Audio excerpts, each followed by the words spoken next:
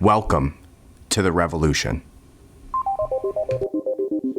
In true 1984 fashion, Merriam-Webster changes the definition of female, and they do it in a very obscure way. I find it to be very interesting here, so we'll read the article first, then we'll actually look at what Merriam-Webster has to say about what a female is today, and then we will discuss it. So it says, Merriam-Webster's online dictionary has caved to the trans agenda. In order to appease woke activists, the dictionary publisher has added a secondary definition of female that defines the term as having a gender identity that is the opposite of male. The key term here is gender identity, which demonstrates that Merriam-Webster maintains that gender is not directly connected to sex. A female is a woman. Trans-identifying males are not female. This is an article from National Review, so I don't know where their bias lies, but it seems pretty prevalent that they're not for this.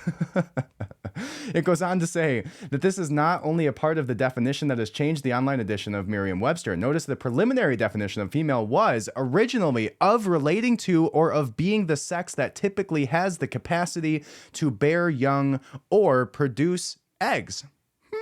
That seems, quite direct and unobscure to me. Seems to make sense, right? If you can have eggs, allegedly, you are a female. But according to Merriam-Webster, that is not the case anymore. All you have to do is have a feeling in your gut. The eggs that you have no longer matter. Your actual ability to, make children and birth children. You've heard all these terms now. It's like birthing capacity last week. Before that was pregnancy capable. Like all these ridiculous terms that you've heard lately. So what I find to be the most interesting, without diving too far into some random article from the National Review, is going to be the fact that they changed it from originally what it was. Now, the original definition was, let's see here if I can pull it up for us. Now, there was a few different definitions that they changed. The first one being girl.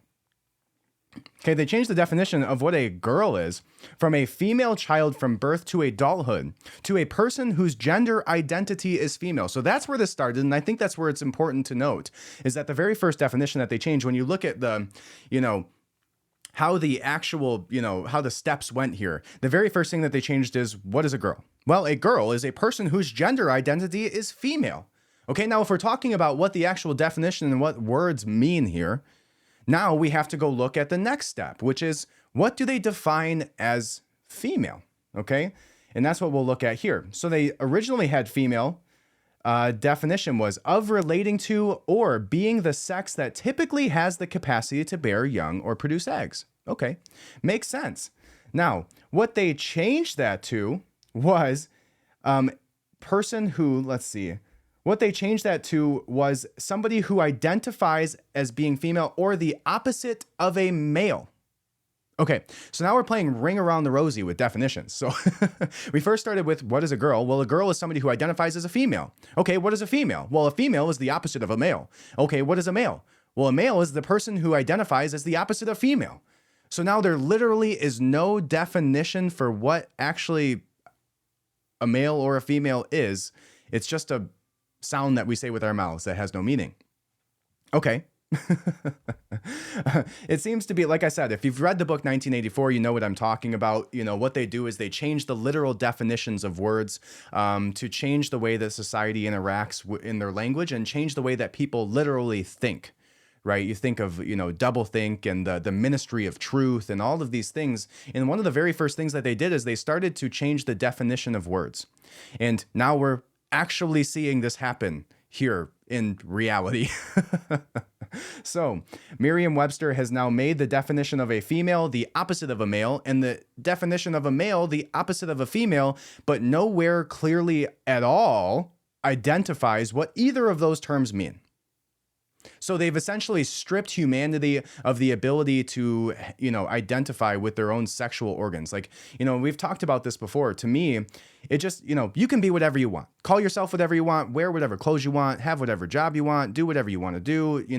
You can have whatever reality you want to create in your own head and, surround yourself with people who believe the same things, but you don't get to push those ideologies onto other people, right? You don't get to, like go back a few years and you remember the video of like the game, what was it? In the, God, what was it?